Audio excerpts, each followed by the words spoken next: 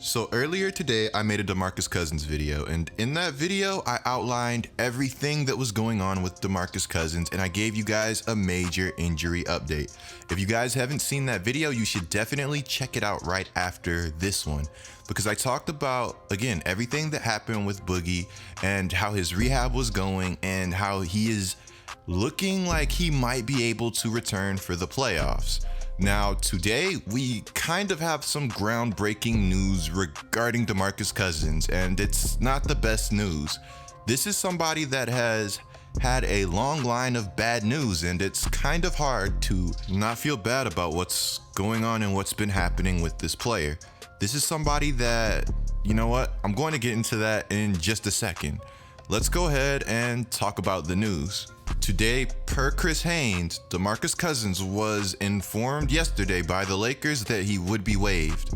He plans to continue rehabbing his ACL injury into the offseason. By now, you guys should know the NBA is the land of opportunity, not only for players, but for GMs, coaches, and everybody else. The Lakers saw a chance to get better, and they took it. February 15th, Frank Vogel said that Boogie was on track to get healthy by the playoffs, and there was a legit chance that we could see playoff Boogie this season. As of right now, there's a legit chance that we still could see playoff Boogie, but the reality is that it might not be with the Los Angeles Lakers.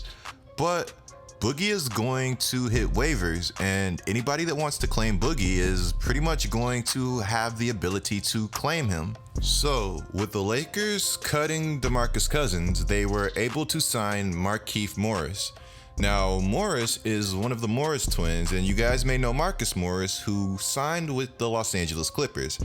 This was coined a big get, and this was supposed to be a move that was a major one for the Clippers, and it was, because Morris is a phenomenal player, and we'll go more in depth on that in a second. This video, we're going to be talking about the Lakers signing Markieff Morris and cutting Demarcus Cousins. Also, what teams could use Demarcus Cousins. But before we go any further, guys, be sure to subscribe and turn on notifications. You will not want to miss another GETLIKECOOP video. And that's facts. I'm trying to get to 200,000 subscribers so I can go full time and bring you guys daily content. So be sure to subscribe and turn on notifications. Last video, you guys commented, who are my 5 favorite NBA players? Actually, you guys said who are the 5 best NBA players. But I'm going to go with my favorite. I'm going to go with Zion Williamson, Giannis, James Harden, LeBron James, and Kawhi Leonard. These are guys that I absolutely love to watch play basketball. And honestly, my list is so big. I want to put honorable mention Kyrie Irving and Kevin Durant. I think those Nets are going to be really fun to watch. With that being said, be sure to follow me on IG, handle GETLIKECOOP. You guys will not want to miss another post. So first, I want to talk about Demarcus Cousins. Again, Boogie. This was a guy that it's easy for a lot of people to forget. He was a max level player. This guy was just months away from the Supermax in Sacramento before Sacramento kind of gave up on him and traded him to the Pelicans. Now, the thing is, Boogie was still going to get his bag with the Pelicans, but you guys remember the injury that happened. Things with the Pelicans weren't great at the start, but they got better and better and better. And when it finally looked like the Pelicans were becoming this unbeatable team on the verge of defeating this Houston Rockets team who was on this enormous win streak or had won a lot of games, tragedy happened. It was absolutely horrific to watch.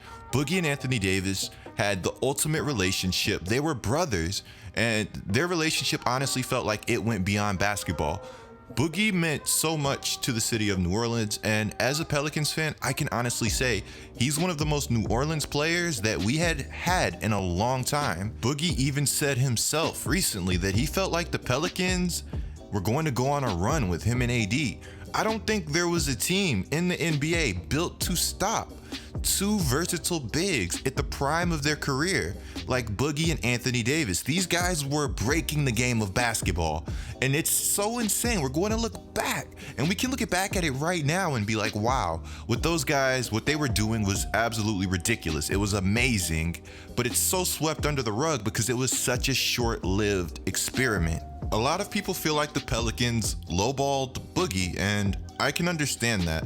But if Dell Demps really did offer 2 years, 20 million each year, 2 years, 40 million, then it might have not been the worst deal ever for both sides.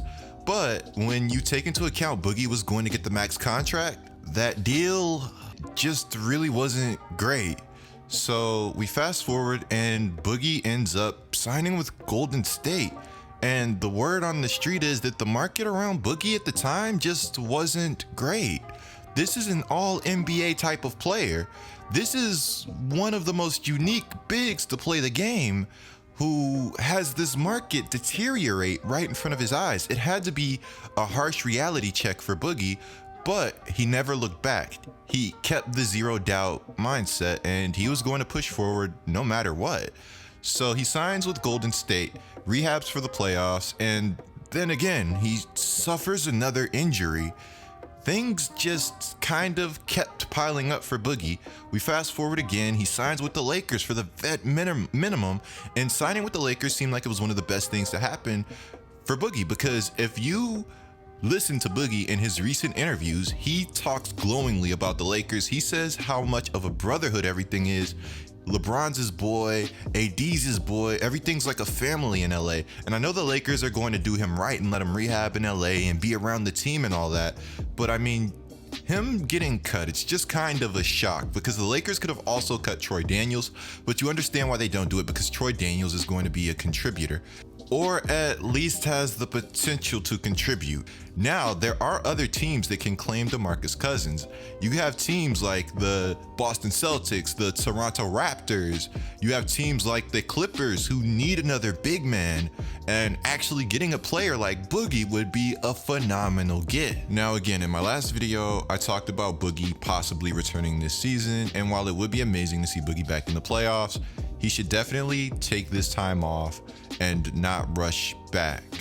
One of the tweets that I put on the screen earlier said that Boogie would rehab into the off season, or he would plan his rehab into the off season, but we all know things change, and these things, they're kind of fragile. Of course, this is just my opinion, but I would have to think Boogie more than anybody knows at this point that it's good to not rush back. He knows the importance of taking his time and making sure he's good. I know that when Boogie returns, he will definitely prove everybody who has doubted him wrong. He's been that type of guy his entire career. Now, we talk about the Lakers and signing Markieff Morris. This is something that I didn't understand at the trade deadline, how Markieff Morris was not flat out traded. Not sure what the Detroit Pistons are doing, but they had one of the worst trade deadlines I have ever seen in my entire life. It's getting kind of ridiculous because Markieff Morris should have definitely had a market. He's basically the same player as his brother.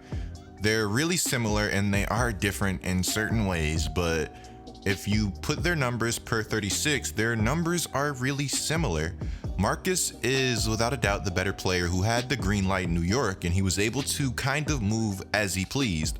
Now, the thing is, you could point to that and say, well, somebody had to score the ball. But the thing is, Marcus Morris was efficient. He wasn't just a high volume chucker. He made a good bit of his shots. He was an efficient player. And when he locks in, he can be a capable defender. He's actually the better defender of the two Morris twins. Now, LA is getting a big time player because I really felt like LA struck out at the trade deadline. This is a move that I love for the Los Angeles Lakers. They didn't have to give up Kyle Kuzma. They didn't have to give up Caruso. They didn't have to give up any more assets. And they get this guy who is very similar to the guy that they wanted, and they did not have to trade any of their core. And if you don't want to call Caruso and Kuzma parts of the Lakers core, they didn't have to give up any assets.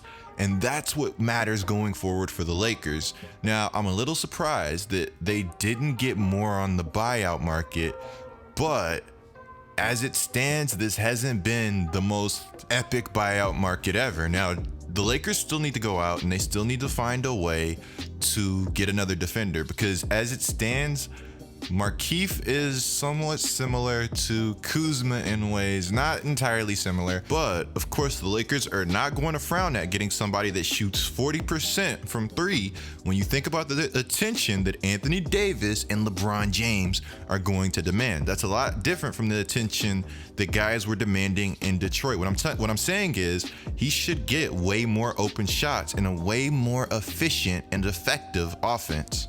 I'm not sure how the Lakers are going to do it, but I still want them to figure out a way to go out and get a point guard. And if it doesn't happen this season, I would love to see them make a play for one in the offseason. Same with that 3-and-D defender or that guy that can defend multiple positions. With that being said, be sure to click the video on the screen right now, guys. It's me going over big injury updates for Steph, Clay, all that. Be sure to subscribe. Notice I'm DCoop and I'm out.